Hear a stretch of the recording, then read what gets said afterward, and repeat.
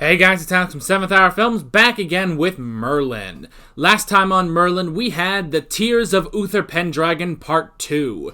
So, continuing on from the first episode, we entered into the Siege of Camelot, as Senrid's men, well, they laid siege to Camelot.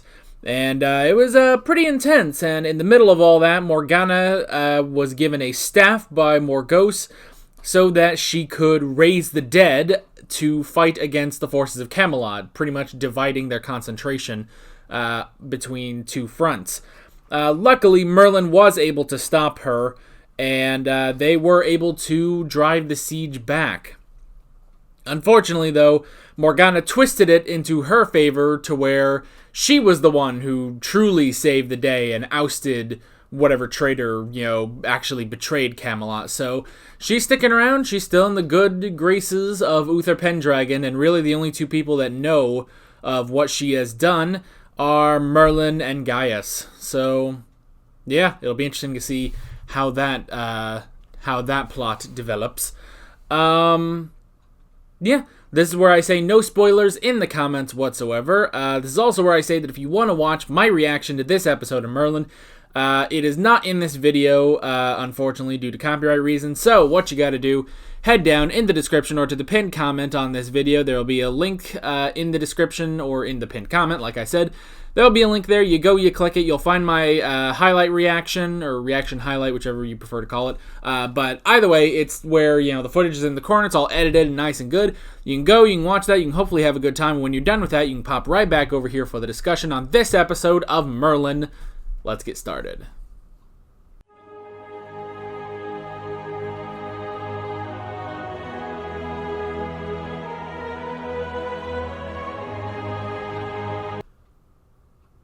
What a dumb episode. Like that was really, really dumb.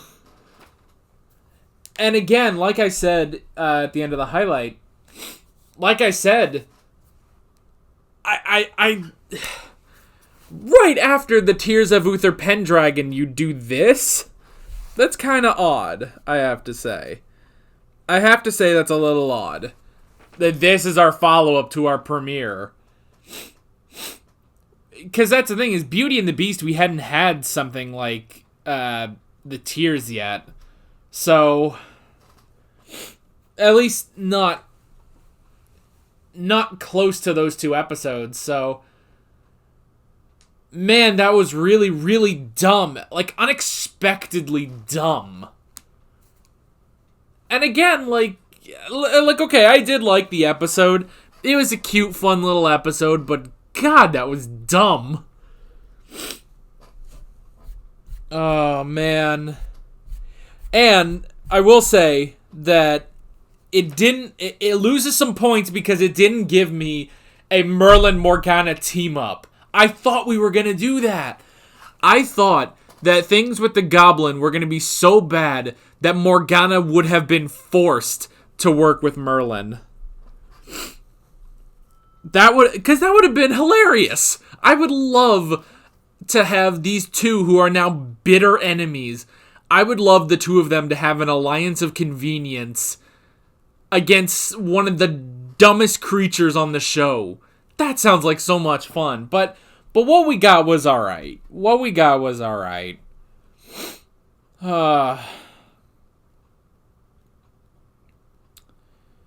Okay, so let's go over the notes. I doubt this is going to be a very long discussion because this episode was just dumb. There's nothing I can really, dive into, but we'll kind of go over the notes here. The first thing I wrote down was the bestiary. Okay, now, I know, we sometimes on this channel, we get into arguments about how to pronounce things, especially with aluminum. That's always been the funniest one to me. Or on Doctor Who, we also do, Clara versus Clara. But I will say it's so I guess British people say bestiary, whereas I believe we would say bestiary in America. I think we would say bestiary. Okay, I'm going to give myself a little bit of credit for saying I'm going to give myself a few points for saying bestiary because a bestiary is about beasts, right? So, shouldn't beast be in the title? I'm just going to say that. Like, I'm going to say bestiary because it's about beasts, so you want to say beast. And how many times can I say beast and say it, like, really weird, like beast? So, I'm going to keep saying bestiary. It's fine. It doesn't matter how you pronounce it. If you pronounce it some other way. Now, if you pronounce bestiary like schmigbobs, then maybe I've got a problem. But hey, maybe that's a different... At that point, I guess it might be a different language. You're speaking your own schmigbobian language.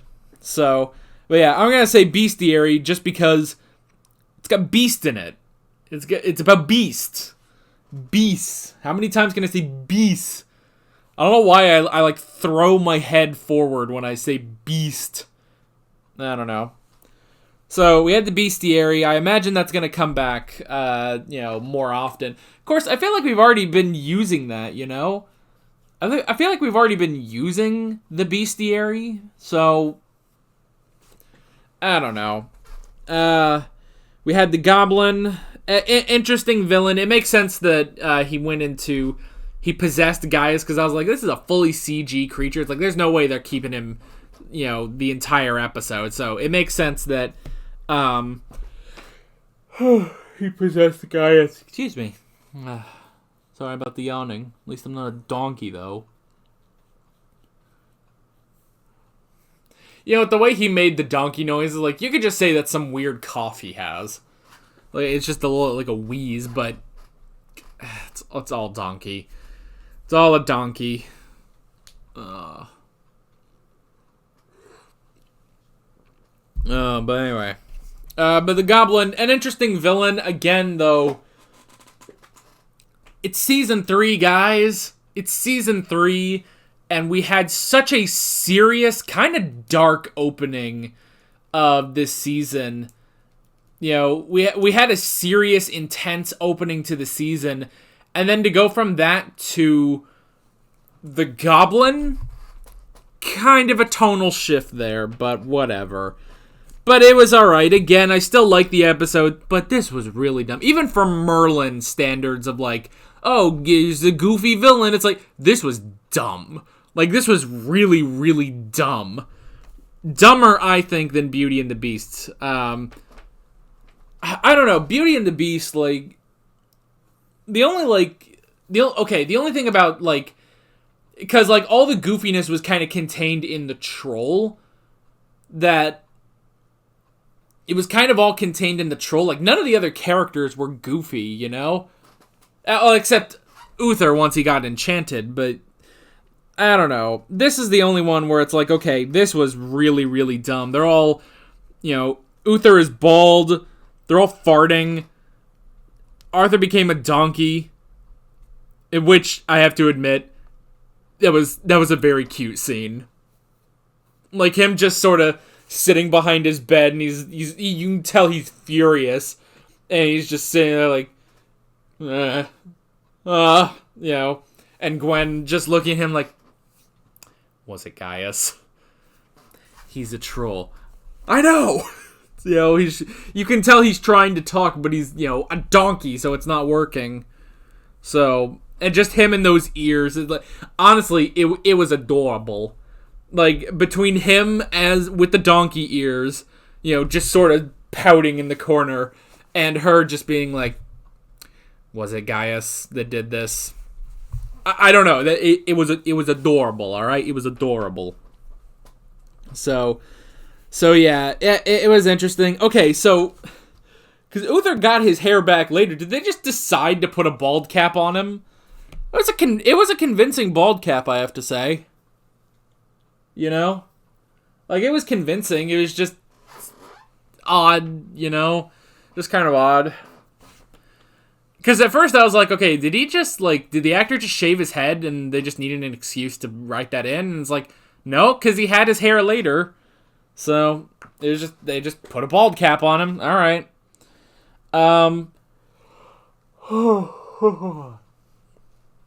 Excuse me. Okay. So, I do like that, it's like, okay, the Goblin possessed Gaius, and I'm sure that had to have been a ton of fun with, Gaius playing the bad guy, you know? You know what else would also be interesting? It would also be interesting if there was ever a story like that where Merlin actually became the bad guy, and they had to figure out how to counter him. That would be interesting, but I don't know if they would ever do that. But yeah, like, having Gaius be the bad guy, it was fun. You know, he was funny as the Goblin. So, I did like that, and you can tell, you know, they're all having fun with that. I wrote down Sorcerer, so he framed Merlin for being the one causing all the enchantments. Which, I don't know, so Merlin was sentenced to death. It's like, I feel like this has happened before, too. Oh, it was the Witchfinder. Yeah. The Witchfinder was the other one that figured out that Merlin was a sorcerer and sentenced him to death. Yeah, that's true. Because I was like, man, I feel like we've had this before. I feel like we've had this before where Merlin was, going to be executed. So, that was interesting. And, of course, here's the biggest thing is that, okay, first off, it's interesting, Morgana went down to see Gaius, to get a new sleeping potion because she lost the bracelet. And it's like she was kind of, acting normal, but then it's like she was playing normal, but then she was just actually acting normal. And I like the whole thing of the Goblin can see right into her soul, The Goblin can see into her soul and, knows that she is, bitter and cold, which sucks, but whatever. And I was hoping, and they didn't do this, which sucks, but I was hoping beyond hope that things would get so bad that even though Merlin and Morgana are bitter enemies now, I was hoping they would team up, Or at the very least, I was hoping they would kind of talk about it, Like, I was hoping, like, she would, like, take Merlin aside and be like, What's happening? What's going on with Gaius? And it's like, this is really not a good time. I have to work on things. I don't know. I've got to fix this. But that would have been so cool if they actually teamed up to take on the Goblin. I don't know why I'm so yawning. It's it's always when I really like get into these discussions that I start yawning. I don't know. Because, like, during the videos, I don't really yawn. But once I start, this endless stream of talking, then it's like, oh, man, I could go take a nap. So, yeah. So, okay, so they didn't do what I was hoping, what I hoped that they'd do. I hope they still can do this at some point. Have Morgana and Merlin have to team up for something. There's a greater threat that they need to deal with. So that would be amazing. I'd love to see the two of them work together now that they're enemies, And of course, like, with all of this happening, it's like, okay, I have to believe that once Merlin says, like, oh, he's a goblin, that had to have, set off some alarms for, that had to have set off alarms for Morgana. But as soon as she heard, like, oh, well, Merlin will be executed, and, like, she was just happy for it. It's like, alright, guess he's executed. Oh, well. It's like, what the fuck are you gonna do? You're sitting out here farting all the time. You are going to take the farting just so Merlin dies? Like, just kill him in his sleep or something. Just, like, ugh. So, that's a thing. Anyway, I also wrote down the donkey. I do actually like that, there was a bit between, Gwen and Arthur about being embarrassed because it's like she was the first one to start farting in there, and then it was Morgana, our bad girl Morgana started farting in the middle there, and then Uther did it too. And I was thinking during that, it's like, oh man, he hasn't gotten to Arthur yet, but I do like that Arthur actually figured it out, because that's the thing. It's like, okay, Gwen is gonna go and tell him what's going on, and it's like, but then he just figures it all out for himself. He's like, yeah, Gaius would never be happy to watch Merlin be hanged,